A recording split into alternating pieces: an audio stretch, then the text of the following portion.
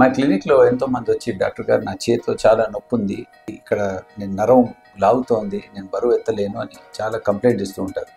ఇది సాధారణంగా అయ్యే వాళ్ళకి ఎవరికంటే రెగ్యులర్గా కంప్యూటర్ వాడే వాళ్ళకి లేదా ఎవరైనా బరువులు మోసే వాళ్ళకి వాళ్ళందరికీ ఇక్కడ ఒక టెండన్ అని ఉంటుందన్నమాట. ఇది లాగుతుంది.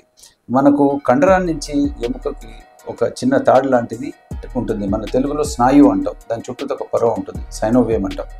అటీనో సైనోవైటిస్ అంటాం. దీనిలో వాపు వస్తే మీకు చాలా తీవ్రమైన నొప్పి ఉంటుంది. ఇప్పుడు దీనికోసం ట్రీట్మెంట్ ఏం చేయాలి అంటే ఫస్ట్ రెస్ట్ ఇవ్వాలి.